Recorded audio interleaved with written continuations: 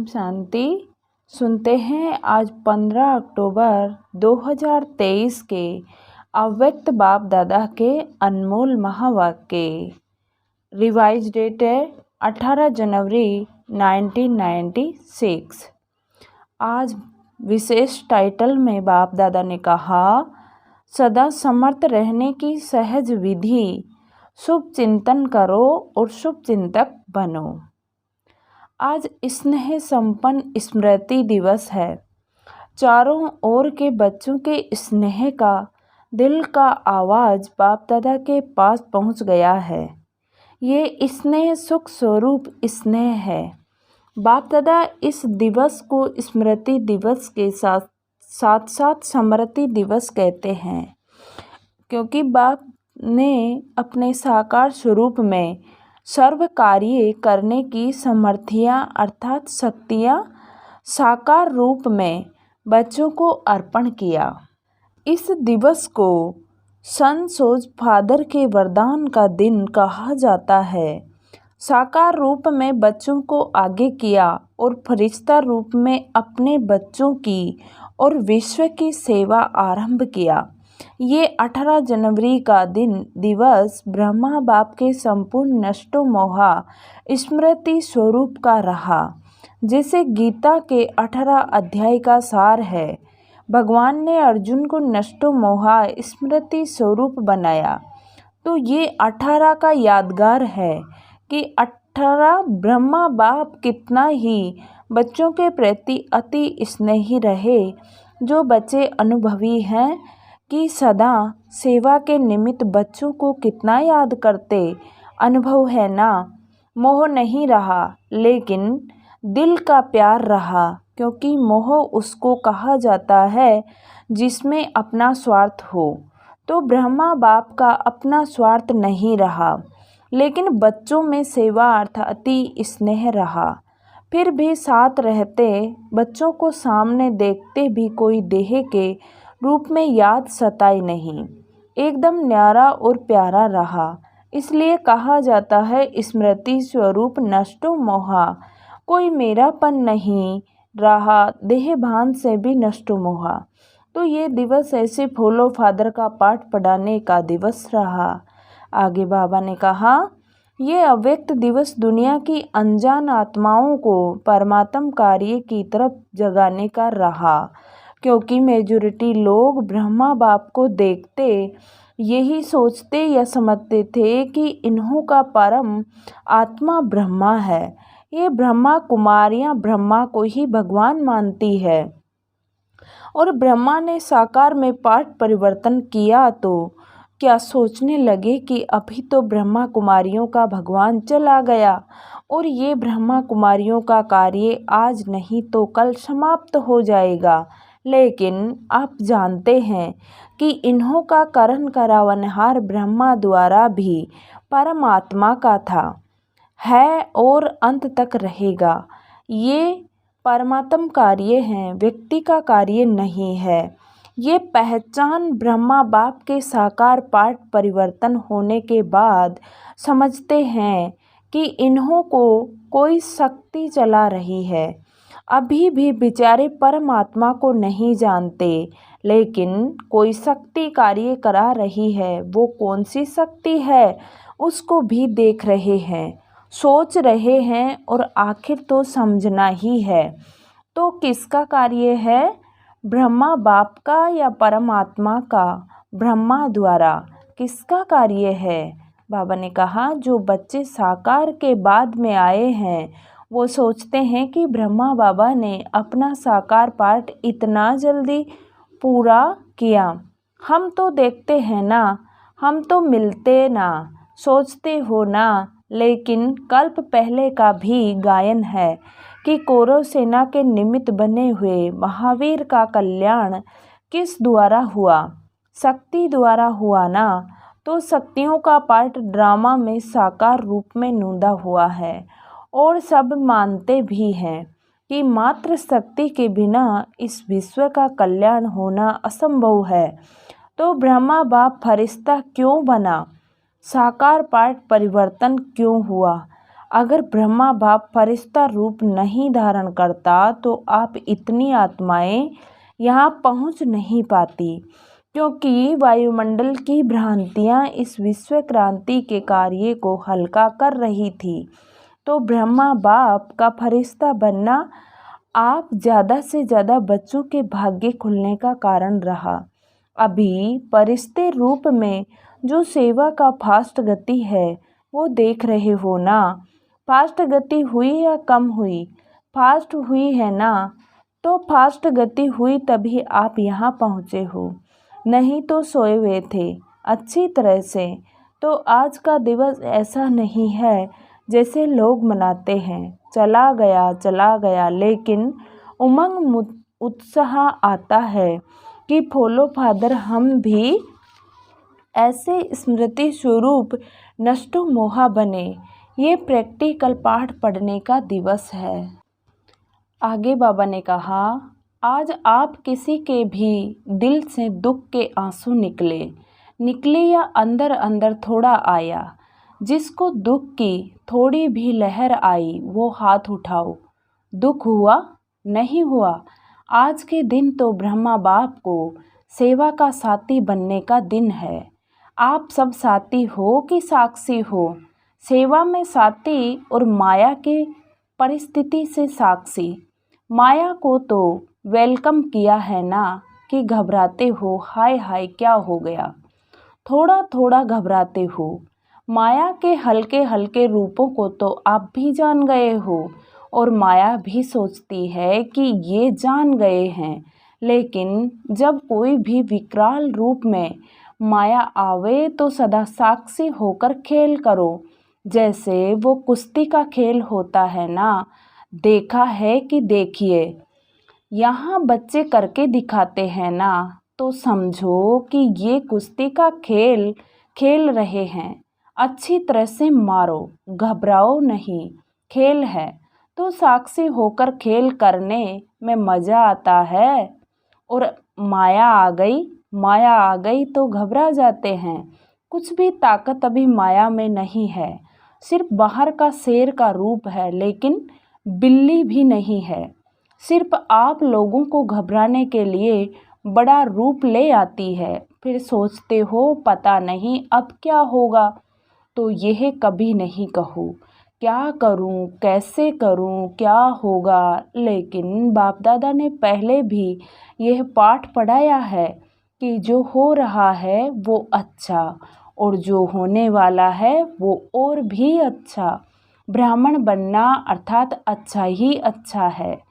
चाहे बातें ऐसी होती है जो कभी आपके स्वप्न में भी नहीं होती, और कोई बातें ऐसी होती है जो अज्ञान काल में नहीं होगी, लेकिन ज्ञान के बाद हुई है।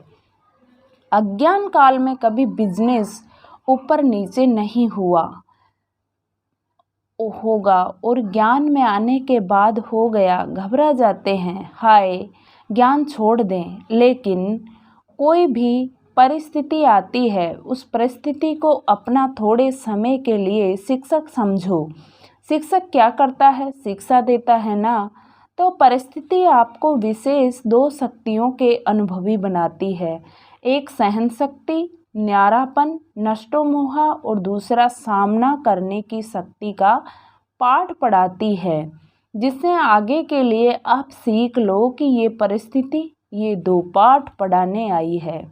और जो कहते रहते हैं हम तो ट्रस्टी हैं, मेरा कुछ नहीं है, ठगी से तो नहीं कहते, दिल से कहते हो। ट्रस्टी हो कि थोड़ा गृहस्थी हो, कभी गृहस्थी बन जाते, कभी ट्रस्टी बन जाते। बाबा ने समझाया, न्यू ईयर में बाप दादा को 2-4 खिलौने दिए थे। उसमें क्या था कि हम एक तरफ करो तो भाई हैं और दूसरे तरफ करो तो फीमेल हैं। एक ही खिलौना बदल जाता था, एक सेकंड में वो हो जाता, एक सेकंड में वो हो जाता। तो आप ऐसे खिलौने तो नहीं हो। अभी अभी गृहस्थी और अभी अभी ट्रस्टी, थोड़ा थोड़ा कभी कभी तो हो जाता है। घबराते हो ना, तो माया समझ जाती है कि ये घबरा गया है मारो अच्छी तरह से, इसलिए घबराओ नहीं। ट्रस्टी हैं अर्थात पहले से ही सब कुछ छूट गया। ट्रस्टी माना सब बाप के हवाले कर दिया। मेरा क्या होगा, बस गाह गाह आता है ना तो गड़बड़ होती है। सब अच्छा है और अच्छा होना ही है, निश्चिंत है। इसको कहा जाता है समर्थ स्वरूप।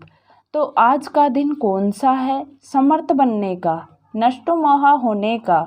सिर्फ बाबा बहुत याद आए, गीत गाने का नहीं है। तो ब्रह्मा बाप का फरिश्ता रूप होना ड्रामा में परमात्म कार्य को प्रत्यक्ष करने का निमित्त कारण बना। ब्रह्मा बाबा है या नहीं है दिखाई तो देता नहीं। बाबा ने कहा, देखो आप जो पीछे आए हो वो बहुत लकी हो। क्यों? अभी सेवा के बने बनाए साधनों के समय पर आए, मक्खन निकाला। 60 वर्ष वालों ने और मक्खन खाने वाले आ गए। आज स्त्री सुनी होगी ना, इतनी मेहनत आप करते तो भाग जाते। और वर्तमान समय सेवा का वायुमंडल बना हुआ है। अभी चाहे प्रेजेंट है, अभी चाहे प्रेसिडेंट है, चाहे प्राइम मिनिस्टर है, चाहे कोई भी नेता है, मेजॉरिटी ये तो मानते हैं ना कि कार्य अच्छा है, हम कर सकते हैं या नहीं। तो बात अलग है, हर एक का पार्ट अपना है, लेकिन अच्छा ही है। लेकिन आप लोगों को निश्चय लेकिन अच्छा कार्य है और ये कार्य और आगे बढ़ना चाहिए। ये तो कहते हैं ना, पहले क्या कहते थे कि ब्रह्मा कुमारियों की शक्ल भी नहीं देखना। अगर शुरू में निमंत्रण देने जाते भी थे ना तो दरवाज़ा बंद कर देते थे। तो आप तो अच्छे टाइम पर आए हो ना। सेवा का चांस बहुत है, जितनी सेवा करनी चाहो उतनी कर सकते हो। अभी सभी समझते हैं कि साकार ब्रह्मा के बाद भी ब्रह्मा कुमारियों ने सिल्वर जुबली भी मना ली, गोल्डन एज भी मना ली, अभी डायमंड तक पहुंच गए हैं। क्योंकि कोई भी बड़ा गुरु चला जाता है तो गड़बड़ हो जाती है। यहाँ गड़बड़ है क्या? यहाँ तो और ही वृद्धि है, बढ़ता जाता है। तो इससे सिद्ध है कि ये कार्य कराने वाला बाप परमात्मा है। निमित्त माध्यम ब्रह्मा बाप है, अभी भी माध्यम ब्रह्मा बाप है। ये पार्ट अलग चीज़ है, लेकिन माध्यम ड्रामा में पहले साकार ब्रह्मा रहा और अभी फरिश्ता रूप में ब्रह्मा है। ब्रह्मा को पिता कहेंगे, रचता तो ब्रह्मा है ना। ये तो पार्ट बीच बीच में बच्चों की पालना करने के लिए निमित्त है, बाकी रचता ब्रह्मा है और रचना के कार्य में अभी भी अंत तक ब्रह्मा का ही पार्ट है। आगे बाबा ने कहा, तो आज सारे दिन में किसके पास माया आई? कोई पोता पोत्रा धोत्रा याद नहीं आया? तो सदा ऐसे समर्थ रहो। और इसकी सबसे सहज विधि है, 2 शब्द याद रखो। 2 शब्द याद रह सकते हैं ना, सारी मुरली भूल जाए, लेकिन 2 शब्द याद रखो और प्रैक्टिकल में करते चलो। वो 2 शब्द जानते भी हो, कोई नई बात नहीं है। एक है शुभ चिंतन, नेगेटिव को भी पॉजिटिव करो, इसको कहते हैं शुभ चिंतन। नेगेटिव पॉजिटिव हो सकता है और बदल सकते हो, सिर्फ चेक करो कि कर्म करते भी शुभ चिंतन चला। और दूसरा, सभी के प्रति शुभ चिंतन तो शुभ चिंतक और शुभ चिंतक दोनों का संबंध है। अगर शुभ चिंतन नहीं है तो शुभ चिंतक भी नहीं बन सकते। इसलिए इन 2 बातों का अटेंशन रखना। समझा? क्या करोगे ये नहीं भूल जाना, क्योंकि अभी देखा गया है कि बहुत ऐसी समस्याएं हैं, लोग हैं जो आपके वाणी से नहीं समझते, लेकिन शुभ चिंतक बन शुभ वाइब्रेशन दो तो बदल जाते हैं और एक बात से मुक्त भी हो जाते हैं। इस ब्राह्मण जीवन में मुक्त होने वाले हो ना। मुक्त होने की 9 बातें बता दी। अगर इन 9 बातों से मुक्त हो गए तो 9 रत्न बन सकते हैं। तो आज बाप दादा एक की स्मृति दिला रहे हैं। कभी भी कोई भी शारीरिक बीमारी हो, मन का तूफान हो, तन में हलचल हो, प्रवृत्ति में हलचल हो, सेवा में हलचल होती है, तो किसी भी प्रकार के हलचल में दिल शिकस्त कभी नहीं होना। बड़ी दिल वाले बनो। बाप की दिल कितनी है, छोटी है क्या? बाप बड़ी दिल वाले हैं और बच्चे छोटी दिल कर देते हैं। बीमार हो गए तो रोना शुरू कर देंगे, दर्द हो गया तो दर्द हो गया, तो दिल शिकस्त होना दवाई है। बीमारी चली जाएगी कि बढ़ेगी? जब हिसाब किताब आ गया, दर्द आ गया, तो हिसाब किताब आ गया ना। लेकिन दिल शिकस्त से बीमारी को बढ़ा देते हो, इसलिए हिम्मत वाले बनो तो बाप भी मददगार बनेंगे। ऐसे नहीं रो रहे हैं, हाय क्या करूं क्या करूं, और फिर सोचो कि बाबा की तो ये मदद है ही नहीं। मदद उसको मिलती है जो हिम्मत रखते हैं। पहले बच्चे की हिम्मत, फिर बाप की मदद है। तो हिम्मत तो हार ली और सोचने लगते हो कि बाप की मदद तो मिली नहीं। बाबा भी टाइम पर तो करता ही नहीं है, तो आधे अक्सर याद नहीं करो। बाबा मददगार हैं, लेकिन किसका? तो आधा भूल जाते हो और आधा याद करते हो कि बाबा भी पता नहीं महारतियों को ही करता है, हमको तो करता नहीं है, हमको तो देता ही नहीं है। पहले आप महारती पीछे, लेकिन दिल शिकस्त नहीं बनो। और मन में अगर कोई उलझन आ भी जाती है तो ऐसे समय पर निर्णय शक्ति चाहिए। और निर्णय शक्ति तब आ सकती है जब आपका मन बाप की तरफ होगा। अगर अपने उलझन में होंगे तो हाँ ना इसी उलझन में रह जाएंगे। इसलिए मन से भी दिल शिकस्त नहीं बनो। और धन से भी नीचे ऊपर होता है। जब करोड़पतियों का ही ऊपर नीचे होता है तो आप लोग उनके आगे क्या हो? वो तो होना ही है।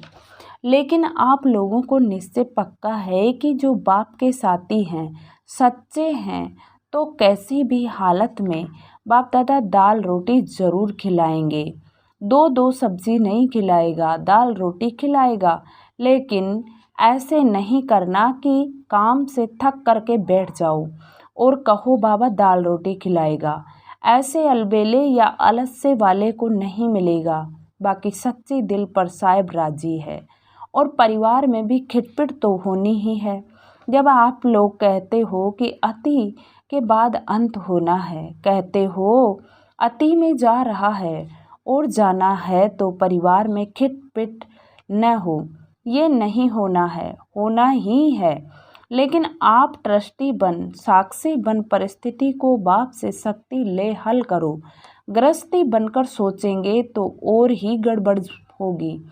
पहले बिल्कुल न्यारे ट्रस्टी बन जाओ। मेरा नहीं, ये मेरापन, मेरा नाम खराब होगा, मेरी ग्लानि होगी, मेरा बच्चा और मुझे, मेरी सास मेरे को ऐसे करती है, ये मेरापन आता है ना, तो सब बातें आती है। मेरा जहाँ भी आया वहाँ बुद्धि का फेरा हो जाता है, बदल जाते हैं। अगर बुद्धि कहाँ भी उलझन में बदलती है तो समझा लो ये मेरापन है। उसको चेक करो और जितना सुलझाने की कोशिश करेंगे उतना उलझेगा। इसलिए सभी बातों में क्या नहीं बनना, दिल शिकस्त नहीं बनना है। क्या नहीं बनेंगे?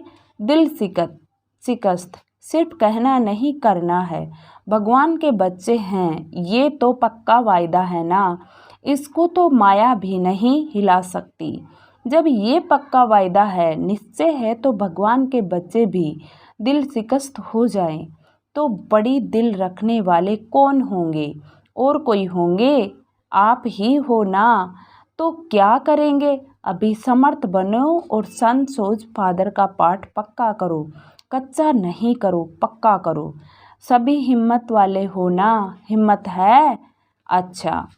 चारों ओर के सर्व समर्थ आत्माओं को, सर्व मायाजीत प्रकृति जीत आत्माओं को सदा संसोज फादर करने वाले बच्चों को, सदा दिल खुश रहने वाले बच्चों को बाप दादा का याद प्यार और नमस्ते। आज विदेश वाले बच्चे भी बहुत याद आ रहे हैं। चारों ओर मधुबन से मन की लगन लगी हुई है। बाप दादा भी सभी बच्चों को सामने देख विशेष याद और सेवा का याद प्यार दे रहे हैं। हम रूहानी बच्चों की रूहानी बाप दादा को याद प्यार, गुड मॉर्निंग और नमस्ते बाबा, नमस्ते, शुक्रिया बाबा, शुक्रिया, वाह बाबा वाह। बाप दादा ने 9 रत्नों में आने के लिए जिन 9 बातों से मुक्त बनने का इशारा दिया है वह निम्नलिखित है। पहला, क्रोध मुक्त। दूसरा है व्यर्थ संकल्प मुक्त। तीसरा, लगाव मुक्त बनो। चौथा, परचिंतन परमत प्रदर्शन मुक्त बनो। पांचवा, अभिमान व अपमान मुक्त बनो। छठा, झमेला मुक्त बनो। सातवां, व्यर्थ बोल डिस्टर्ब करने वाले बोल से भी मुक्त बनो। आठवां, अप्रसन्नता मुक्त बनो। नवां है दिल शिकस्त मुक्त भी बनो। प्यारे बाबा ने मीठे मीठे ब्राह्मण बच्चों को वरदान दिया।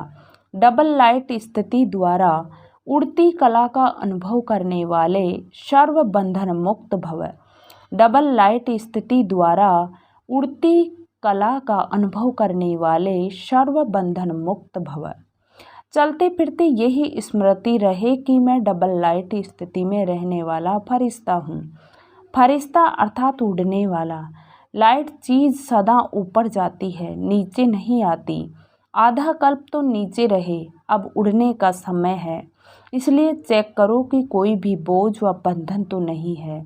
अपने कमज़ोर संस्कार का, व्यर्थ संकल्प का, देह भान का बंधन व बोझ बहुत समय चलता रहा तो अंत में नीचे ले आएगा। इसलिए बंधन मुक्त बन डबल लाइट स्थिति में रहने का अभ्यास करो। स्लोगन है, मनसा सेवा वही कर सकते हैं जिनके पास शुद्ध संकल्पों की शक्ति जमा है। मनसा सेवा वही कर सकते हैं जिनके पास शुद्ध संकल्पों की शक्ति जमा है। आज की विशेष सूचना है, आज अंतर्राष्ट्रीय योग दिवस, तीसरा रविवार है। साय 6:30 से 7:30 बजे तक सभी भाई बहनें योग के अभ्यास में अनुभव करें कि मैं दिव्य आकर्षण मूर्त आत्मा विश्व गगन में चमक रही हूँ। मेरी दिव्यता व पवित्रता से आत्माओं को साक्षात्कार हो रहे हैं। अपने पथ से भटकती हुई आत्माएं पुनः सत्य के पथ पर अग्रसर हो रही है। अच्छा, ओम शांति। आज की मुरली से सम्मान लेंगे, मैं बंधन मुक्त डबल लाइट आत्मा हूँ। मैं बंधन मुक्त डबल लाइट आत्मा हूँ। ओम शांति, ओम शांति। शुक्रिया बाबा, शुक्रिया।